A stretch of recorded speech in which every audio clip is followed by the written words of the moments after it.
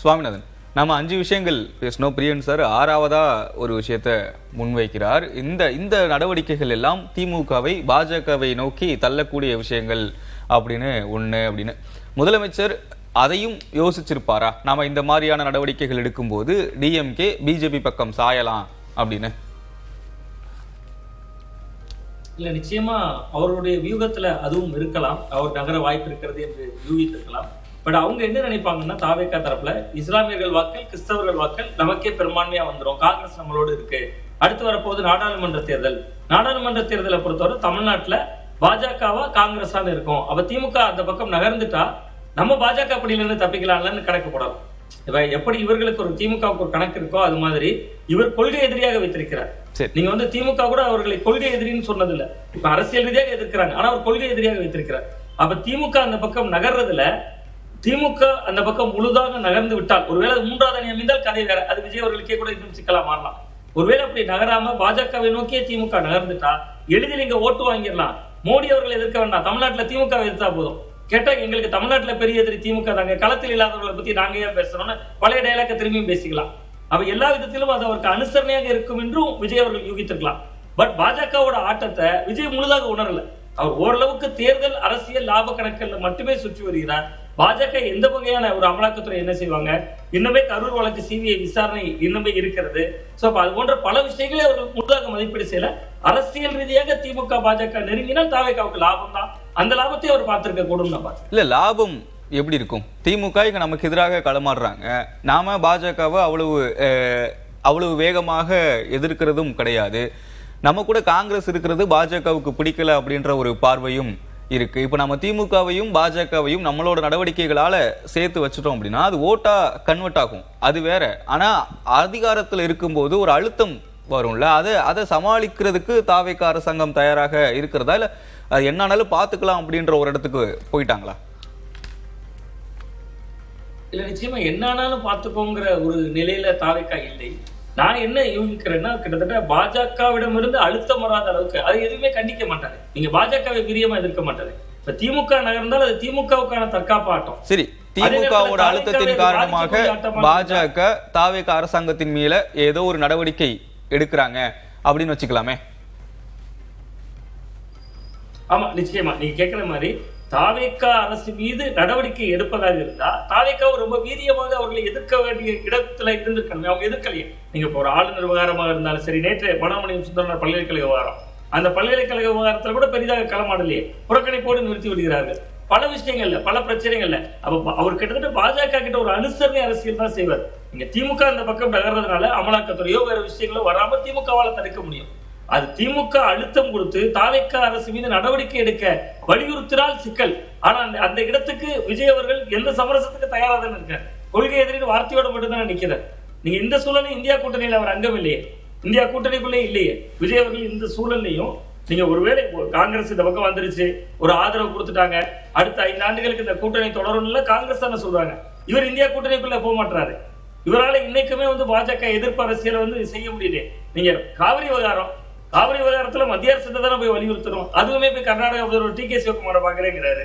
அப்ப இது எல்லா விஷயத்திலயுமே அவர் பாஜக பக்கம் எந்த நெகட்டிவும் வராமலும் விஜய் தடுக்கிறாரு.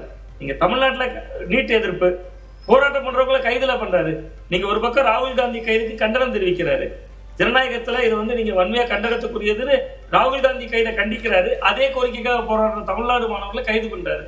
அப்ப அவர் கிட்டத்தட்ட பாஜகவுக்கும் நல்ல பிள்ளையா இருக்காரு, காங்கிரஸுக்கு நல்ல பிள்ளையா இருக்காரு. அப்ப தனக்கிட்ட நல்ல பிள்ளையா இருக்கிறவரை பாஜக பழிவாங்க வேண்டிய தேவை எந்த இடத்துல வரும்னு ஒரு கேள்வி வருது. பட் திமுகவோட ஆதரவு இன்னைக்கு அவர்களுக்கு தேவை. 360ங்கிற எண்ணுக்கு மசோதாக்களை நிறைவேற்றுறதுக்கு திமுகவோட ஆதரவு தேவை.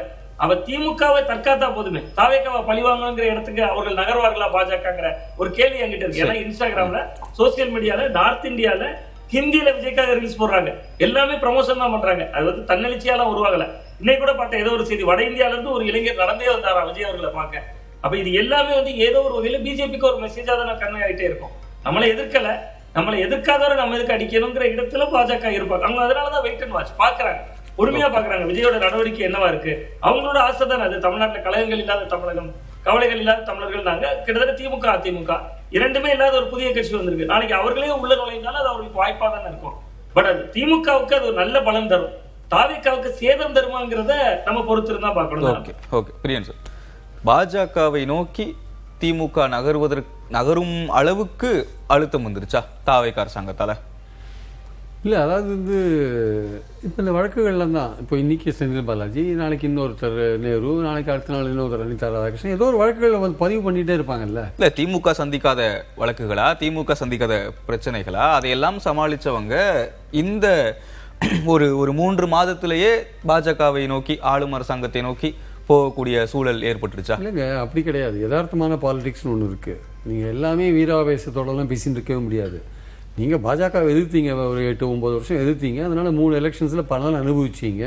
இப்போ இந்த எலெக்ஷனில் தோத்துட்டு நீங்கள் 2 எதிரிகளை டீல் பண்ண வேண்டியிருக்கு. நீங்கள் பாஜகவையும் தொடர்ந்து அதே வீரியத்தோடு நீங்கள் எதிர்க்க முடியாது. எதிர்க்கிற மாதிரியும் தெரியல. நீங்கள் ரொம்ப சேஃபாக தான் டீல் பண்ணுறீங்க பல விஷயங்களை. கரப்பாம்பூச்சி போராட்டத்தில் கரப்பாம்பூச்சிகளோட முக்கியமான கோரிக்கை என்ன? தர்மேந்திர பிரதான் ஷுட் ரிசைன், அதுதானே கோரிக்கை. அப்புறம் போலீஸுடைய வன்முறையை கண்டிக்கணும். ரெண்டுமே ஸ்டாலின் பண்ணாரா? பண்ணவே இல்லையே. ஏன் ஸ்டாலின் பண்ணல மட்டும் இல்லை, இவர் பண்ணாரா? விஜய் மட்டும் பண்ணாரா? நேற்று இந்த இதில் வந்தே மாதரம் விஷயத்தில் மனோன்மணி சுந்தரம் யூனிவர்சிட்டியில் தாவேக்கா பேரில் அறிக்கை வந்தது, விஜய் பேரில் ஏதாவது அறிக்கை வந்ததா? தாவேக்கா பேரில் தான் அறிக்கை வந்தது. விஜய் ஏதாவது அறிக்கை விட்டாரா? விஜய் பர்சனல் அறிக்கை விட்டாரா? ஏதாவது பதிவு ஏதாவது போட்டாரா? ஒன்றுமே போடலை. எல்லாமே கறந்து போக பார்க்குறாங்க. எல்லாமே பாஜக சேபாட்டியில் ரெண்டுமே. தமிழ்நாட்டில் செல்வாக்கே இல்லாத பாஜக தமிழ்நாட்டில் முக்கியமான 2 கட்சிகளுடைய போக்குகளை தீர்மானிக்குது. அதுதான் இங்கே ரொம்ப வினோதமான விசித்திரமான ஒரு விஷயங்கள் இங்கே போயிட்டு இருக்கிறத பார்க்குறோம். இவங்களுக்கு திமுகவுக்கு தற்காப்பாக ஒரு விஷயங்கள் மத்திய நம்ம விஜயம் எதிர்க்க முடியாது, பாஜக எதிர்க்க முடியாது. நாடாளுமன்றத்துல போராட்டம்லாம் பண்ணிருக்காங்க. நீட்டு விலக்கு தான் வேணும் அப்படின்லாம் சொல்லியிருக்காங்க. கரெக்டுங்க, நீட்டு விலக்குலாம் கரெக்ட். நீங்க தீர்மானம் நிறைவேற்றி அமிச்சிங்களா? என்ன அதை பத்திலாம் பேசுறீங்களா? அதாவது இப்போ உங்க அறிக்கையிலே ஸ்டாலின் அறிக்கையிலே இல்லையா தீர்மானம் நிறைவேற்றி அமிச்சதெல்லாம்? அறிக்கை அதெல்லாம் சொல்லாதே. நீங்க இந்த கரப்பாம்பூச்சி விஷயத்தில் நீங்க எடுத்த நடவடிக்கைகள்லேருந்தே தெரியுது நீங்க எவ்வளவு தூரம் அதை பிஜேபிக்கு நீங்க ரொம்ப சேஃபா ப்ளே பண்றீங்கன்ட்டு. ரெண்டாவது பார்த்தீங்கன்னா அங்கே நீங்கள் காங்கிரஸோட இல்லை, நீங்கள் தனியாக தான் உங்கள் போராட்டங்கள்லாம் அமைச்சிருக்கீங்க. பார்லிமெண்ட்டுக்குள்ளே தனியாக தான் போராட்டம் அமைச்சிருக்கீங்க. நீட்டு ரத்துன்றது உங்கள் பழைய கோரிக்கை. இப்போ மாறி இருக்கிற சூழலில் புது கோரிக்கையெல்லாம் புதுசாக கரப்பாம்பூச்சி போராட்டங்கள்லாம் வந்தபோது நீங்கள் உங்கள் ஸ்ட்ராட்டஜியை மாற்றிக்கல. நீங்கள் உங்கள் பழைய இதுலேயே தான் இருந்தீங்க. உங்களை எந்த விதத்துலையும் பழைய கோரிக்கையை நீங்கள் சொல்லும்போது பாஜக அதனால் இன்னும் அஃபெக்ட் ஆக போகிறதில்ல, அது நடக்கவும் போகிறதில்ல. அது நடக்கவும் போகிறதில்லன்னு தான் மத்தியில் ஏதோ வேற ஒரு ஆட்சி அவங்க நீட்டை வேணான்னு கன்சிடர் பண்ணாதான் உண்டு. அப்போ உங்களுடைய பாயிண்ட் என்னன்னா நீங்கள் பாஜகவை சேஃபாக ப்ளே பண்ண பார்க்குறீங்கன்றது தான் இங்கே அடிப்படையான விஷயம். சார், நீங்கள் சொன்ன இடத்துக்கே வரனே. மூன்று தேர்தல்களில் பாஜகவை எதிர்த்து தீவிரமாக களமாடினாங்க, வெற்றி கிடைச்சிருச்சு. இந்த தேர்தலில் அதே இது வெற்றி கிடைக்கல அப்படின்றது ஒன்று. அது வெற்றியே கிடைக்கல, அது மொத்தமாக விஜய் அவர்களுக்கு போயிருக்கக்கூடிய சூழல்ல இப்போ பாஜக கூட கூட்டு சேர்ற பட்சத்துல டிஎம்கேக்கு என்ன திரும்ப வாக்குகளாக என்ன கிடைக்க போகுது? வழக்குகள் இருந்து தற்காத்துக்கிறது மட்டும்தான் அவங்களுடைய பிரச்சனையா? அது டெம்பரரி ரிலீஃப்ங்க. அது வழக்குகள் இருந்து தற்காத்து 29 தேர்தலும் உங்களுக்கு முக்கியம். 29 தேர்தல் 2 வருஷம் 3 வருஷம் இருக்குங்க. இன்னைக்கு 26 தான், செப்டம்பர் தானே வருது. இன்னைக்கு 26 இப்போ ஜூலை தானே, ஆகஸ்ட் தானே வருது. இன்னும் 27 ஆகஸ்ட், 28 ஆகஸ்ட், 29ஆம் வருஷம் எலெக்ஷன்ஸ் வருது. கிட்டத்தட்ட இந்த காலகட்டத்தை எப்படி கடக்கிறது? நீங்க ஒரு பார்ட்டியா 2 ஆண்டுகளை எப்படி கடக்கிறது? சரி, உங்ககிட்ட இருக்கிற ஒரே ஸ்ட்ரென்த் என்ன? 22 லோக்சபா மெம்பர்ஸ், 10 ராஜ்யசபா மெம்பர்ஸ். பாஜகவுக்கு தேவைப்படுது. பாஜகவை எதுக்கு எதிர்க்கணும்? எதுக்கு கடுமையாக எதிர்க்கணும்? இப்போ விஜய் எதிர்க்க வேண்டிய அவசியம் இருக்கு.